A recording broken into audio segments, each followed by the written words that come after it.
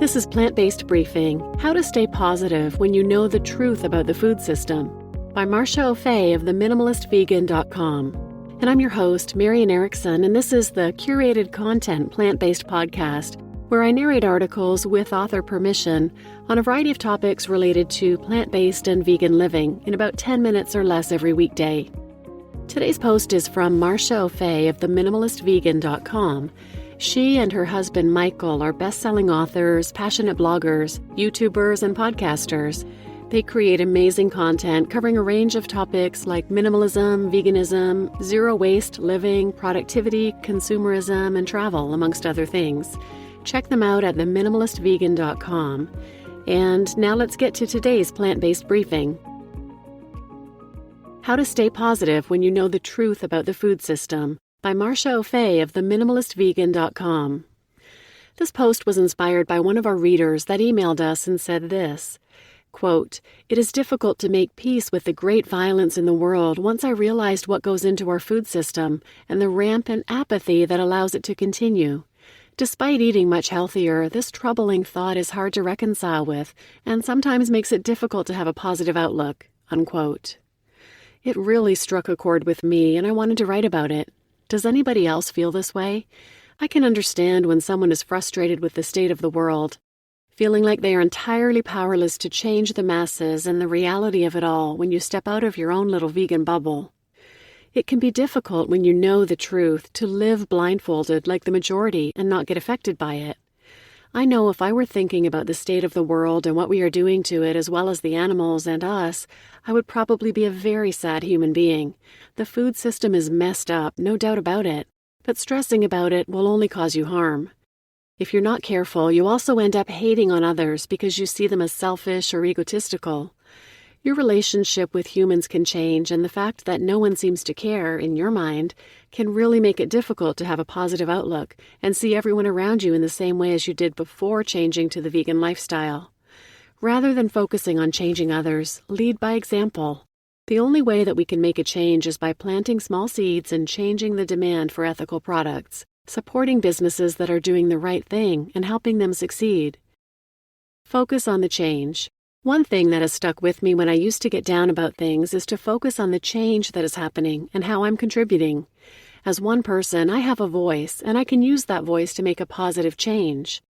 Over a lifetime, by just being vegan, you have already contributed more to fighting global warming and saving animals than all the people you know that aren't vegan combined. Balance the negative with the positive. This is key. It's not easy by any means, but for the sake of your own sanity, health, and well-being, stay positive and surround yourself with the things that are progressing in the right direction. The more of the right things that you surround yourself with, the happier and more positive you can be. Think about just the amount of people that would have become vegan in the last decade. Statistics show that in most developed countries it has increased by at least 350%. Whether it's for health, animal welfare, or the environment, we are changing as a human race on a global scale, and veganism is much more globally recognized now. Our food system. Our food system still has a long way to go, yes, but with the change in demand for certain products and not for others, brands are slowly shifting their range. Think about the increase in organic foods in supermarkets. As little as 5 years ago, I couldn't get organic tofu, but now every supermarket has it. In fact, most supermarkets have a decent selection of vegan products and things like kombucha. Who would have thought? The system is changing. Whether it's changing fast enough, that's another question, but progress in the right direction is better than going backwards. This again is that aspect of looking at the positives rather than the negatives. In the end, we can only do what we can do, and that is a lot.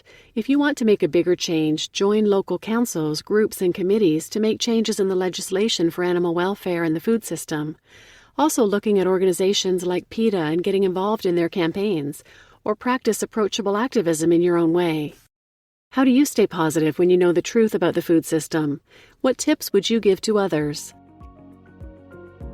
You just listened to How to Stay Positive When You Know the Truth About the Food System by Maša Ofei of the Minimalistvegan.com. And I'm your host, Marian Erickson. Some of the comments on this post, which I always link in the show notes, a link to the original post, mention joining activist groups like Anonymous for the Voiceless. And I agree. I'm a member of our local Anonymous for the Voiceless chapter, where we do street outreach, and our local Animal Safe chapter, where we do bearing witness and vigils with signs, raising awareness for the traffic going by. It's helpful in that you're meeting other like-minded people, but it's also helpful because not only are you not contributing to the problems by being vegan, but you're actively trying to do even more by getting other people to understand and go vegan. Educating people is the first step. There are lots of groups you can get involved with, and a quick Google search will help you find some near you, hopefully. And if you don't have any physical groups near you, you can join online groups as well. I think once you've become vegan, the next most important thing you can do is become an activist. And activism takes many forms. You can be an advocate for the animals, for the planet, and for people's health, simply by sharing the fact that you're vegan and why you are. It can be as simple as that. But if you want to do more, I'm going to put some resources in the show notes.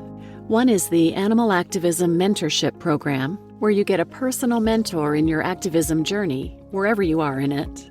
And they have lots of online trainings and webinars and great resources. You can find them at animalactivismmentorship.com. And the other is the Animal Justice Academy. It's a free online course to empower you to make you a better activist in pretty much any form of activism you could think about.